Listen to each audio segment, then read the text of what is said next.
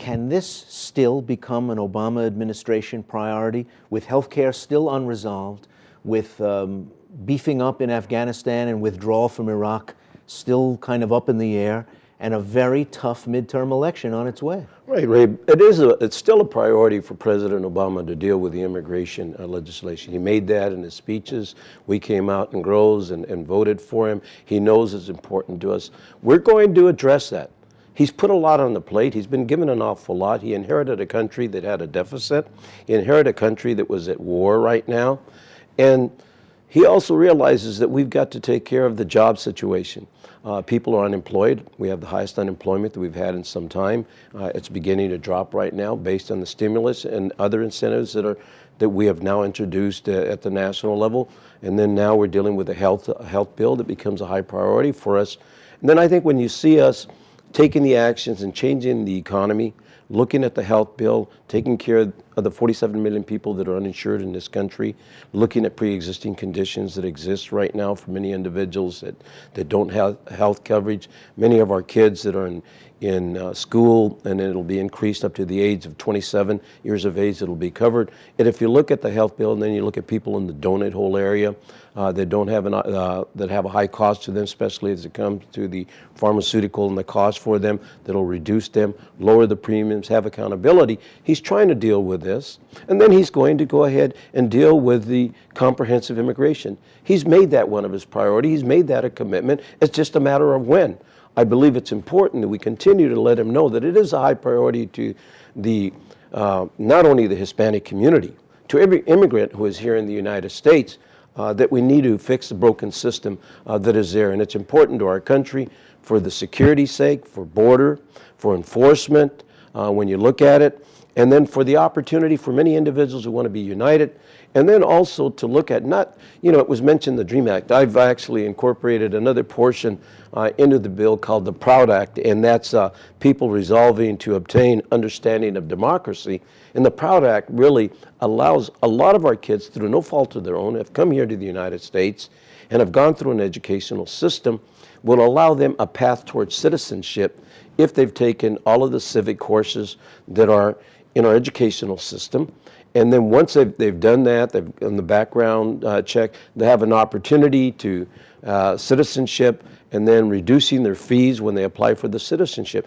And this way, what that PROUD Act does, which is similar, it complements the DREAM Act, but it does a lot more because it allows many of our kids in our educational system to continue to get their education, because many of our kids, when you look at the high dropout rate, end up dropping out of high school because they say, well, there's nothing for me at the other end of the tunnel.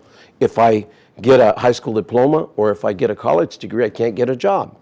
And if I do, I'm going to get paid underneath the table, or I'm going to use somebody else's identity. This way, the individuals can use their own identity. And not only does it allow an individual to go on to a college or university or community college, but if you want to work as a technician, or if you want to be a mechanic or a plumber or an engineer, work at a restaurant, work at a hotel, it allows kids that opportunity of any kind of vocational trade as well, but it allows that path, which means not only does it reduce, the dropout rate, it changes attitudes and behaviors in the classroom by many of the kids that say, well, I better not have a criminal record, because if I have a criminal record, there isn't going to be a path towards citizenship. But that's part of the PROUD Act that's in there too as well. Let's say one of your hundreds of colleagues stops you in the hall and says, look, Joe, I'm not against these kids trying to become citizens. I'm not against these kids trying to go to college at in-state tuition rates, but I'm in a tough primary. I'm in a tough marginal district. Don't make me take this tough vote before November 2010, because I remember what the debate was like in 2007, bitter, divisive, and finally unresolved. Ray, it is used as a political wedge issue, and used politically when people run for office. But remember that we all got elected to office to make some hard decisions, and not to make some popular decisions all the time. And it's not just about, me getting elected. What is right for this country? And sometimes we have to make those kind of decisions. When individuals start thinking only about their elections, then they're not thinking about the responsibilities when they ran for that public office that said, look, we're going to have to tackle some of these hard issues. And that's, when it comes down to it, many individuals aren't willing to make those kind of decisions and rather play safe and says, all right, I'm not going to deal with this because politically, this is a political wedge issue in my area. And yet, when you look at the problems that we have now, but don't they and we're already having feel the that they're future, taking a tough vote with the health vote, and now you want to put but immigration there's a on this as multitude. well? We all have responsibilities to take many tough votes. It's not one tough vote. It's a combination of many others. And you have to do what's right for the American people, just as you have to do for the 12 to 14 million undocumented that are here and dealing with a broken system that needs to be fixed right now. We have to deal with that, just as we have to deal with the 47 million people that are uninsured right now in the United States. That's a tough vote. We have to do that. Just as we have had cap and trade when we look at energy, and that's a tough vote for many individuals, that we have to look at what's good for our country. And we can't just be complacent. And it's very easy to be complacent and go there and go along with everyone, not buck anyone. And then who are you really representing? People want leaders. People want people that are going to stick up and make those kind of tough decisions. And they're very difficult. I know they're unpopular in many areas because you have so many people that are anti-immigrant, such as a legislation that has been introduced to have unborn children or children that are born here in the United States not to become citizens. And yet the Constitution of the United States says that any individual who's born in the United States under the 14th Amendment says you will be a citizen of this country. Now they're trying to change. Once you change the Constitution, that affects every other aspect of it. And I think people don't really understand that. So these are problems, but these are people that are, as they're looking at it from a political perspective, they're looking at the demographics where Latinos now represent about 17% of the total population of the United States. It's going to continue to increase. They're seeing that our society looks a little bit different than what it used to be. They have to adapt to change. We all have had to adapt to change.